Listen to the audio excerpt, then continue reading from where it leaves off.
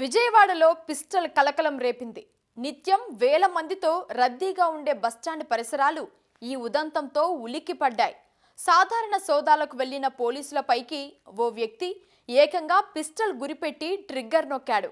అదృష్టవశాత్తు సాంకేతిక లోపంతో బుల్లెట్ బయటకు రాకపోవడంతో పెను ప్రమాదం తప్పింది. సినిమా చేజింగ్ను తలపిస్తూ హోటల్ కారిడార్ల నుంచి రోడ్డుపైకి పరుగులు తీసి మరీ పోలీసులు నిందితుడిని వెంటాడి పట్టుకున్నారు.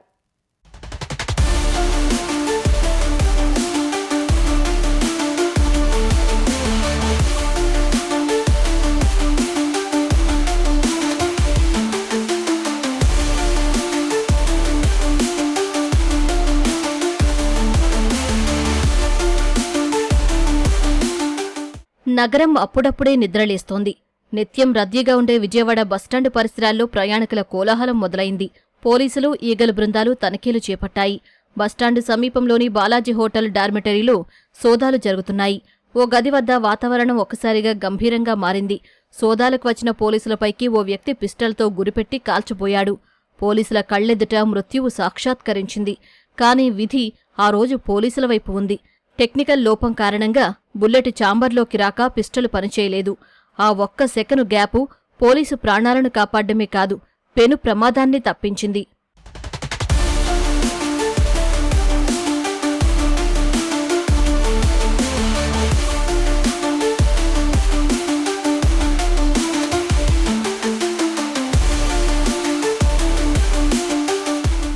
కాల్పులు విఫలం కావడంతో నిందితుడు తప్పించుకునేందుకు ప్రయత్నించాడు. హోటల్ కారిడార్ల నుంచి పరుగులు తీశాడు. కాని పోలీసులు ఏమాత్రం వెనక్కి తగ్గలేదు. ప్రాణాలకు తెగించి అతన్ని వెంటాడారు. సినిమా సీన్ను తలపించేలా జరిగిన చేజింగ్లో చివరకు నిందితుణ్ణి పోలీసులు పట్టుకున్నారు.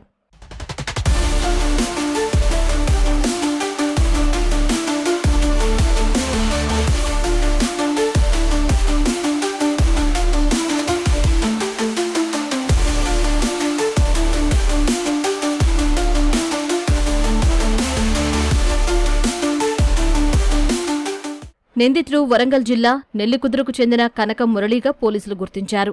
అతని వద్ద లభ్యమైన పిస్టల్, బుల్లెట్ల గురించి ఆరా తీశారు. 4 నెలల క్రితం రైలులో బీహార్కు చెందిన సోను అనే వ్యక్తి పరిచయమయ్యాడని, అతని ఫోన్లో చాలా ఆయుధాలు పట్టుకుని దిగిన ఫోటోలు చూపించాడని మురళి చెప్పాడు.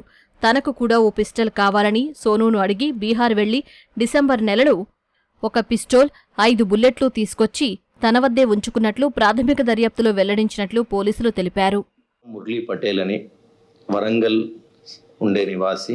ఆయన దగ్గర ఒక హ్యాండ్మేడ్ రివాల్వర్ దొరికింది. ఆ రివాల్వర్, ఒక పెప్పర్ స్ప్రే, ఇంకా టీజర్. ఆ అబ్బాయిని మనోళ్ళు చాలా చాకచత్యంగా, బ్రేవరీగా ముందుకెళ్ళి వాళ్ళని పట్టుకోవడం జరిగింది. ఆ అబ్బాయి దగ్గర 5 లైవ్ రౌండ్స్ ఉండే. ఈగిల్ పీసీ మనోహర్ ఇంకా టాస్క్ ఫోర్స్ కృష్ణ, వీళ్ళు చాలా ధైర్యంగా ముందుకొచ్చి వాళ్ళని ఆపడం జరిగింది. గతంలో తన స్నేహితులకు అదే గ్రామానికి చెందిన మరో వర్గానికి మధ్య గొడవ జరిగిందని, పెద్ద మనుషుల సమక్షంలో రాజీ చేశారని, వేరొక వర్గం వారు ఎప్పుడైనా దాడి చేసి చంపుతారనే భయంతో పిస్టల్ కొన్నట్లు మురళి చెబుతున్నాడని పోలీసులు తెలిపారు.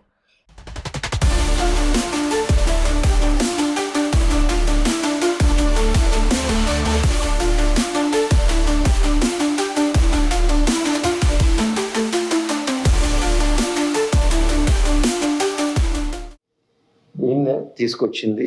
సో పోలీస్ పైన కాల్పులు జరిపితే ఆ టైంలో దీని పని చేయలేదు, హ్యాండిలింగ్ చేయడానికి రాలేదు. సో మా కానిస్టేబుల్ ఈగిల్ క్వశ్చన్ మనోహర్ ఇంకా కృష్ణ, టాస్క్ ఫోర్స్ అదే కృష్ణలంక నాయక్ వీళ్ళు ధైర్యంగా వెళ్ళి అని అడ్డుకోవడం జరిగింది. గుంటూరులో గుడారాల పండుగకు వెళ్లేందుకు విజయవాడ వచ్చి బాలాజీ డార్మెటరీలో మురళి గది అద్దెకు తీసుకున్నాడు. పోలీసులు తనిఖీలకొచ్చేసరికి భయపడి తప్పించుకోవడానికి పిస్టల్ తీసి బెదిరించినట్లు చెబుతున్నాడని డీసీపీ పేర్కొన్నారు. నిందితుడి నుంచి ఓ పిస్టల్, 5 బుల్లెట్లు, pepper spray, electric shocking gun స్వాధీనం చేసుకున్నారు. ఈ అబ్బాయిని విచారించినప్పుడు, మన మురళిని విచారించినప్పుడు, ఆయన ఫోన్ అన్ని చెక్ చేసినప్పుడు ఈయన ఎన్నో రాష్ట్రాలు, ఎన్నో దేశాలు తిరిగినట్లు, ఇంకా కొంతమంది తెలిసిన ఎన్డీపీఎస్ ముద్దాయిలతో ఈయనకు సంబంధం ఉన్నట్లు తెలిసింది. సో ఈయనని ఇప్పుడు రిమాండ్ చేసి మళ్ళీ పోలీస్ కస్టడీ తీసుకోవడం జరుగుతుంది. పోలీస్ కస్టడీ తీసుకున్నాక ఇంకా విచారణ డీటెయిల్స్ ఎవరైతే ఉంటారో వీళ్ళందరినీ లింక్ చేయడం జరుగుతుంది. కేవలం ఆత్మరక్షణ కోసమా లేక ఎవరినైనా లక్ష్యంగా చేసుకునేందుకు ఈ ఆయుధంతో మురళి వచ్చాడా అని పోలీసులు దర్యాప్తు చేస్తున్నారు. దీని వెనుక ఏదైనా సుపారీ గ్యాంగ్ ఉందా లేక వ్యక్తిగత కక్షలా అనే కోణంలో మురళిని కస్టడీలోకి తీసుకోవాలని భావిస్తున్నారు.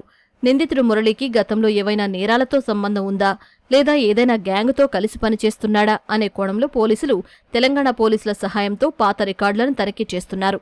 రద్దీగా ఉండే బస్టాండ్ ఏరియాలో ఈ ఘటన జరగడంతో అంతా ఉలిక్కిపడ్డారు.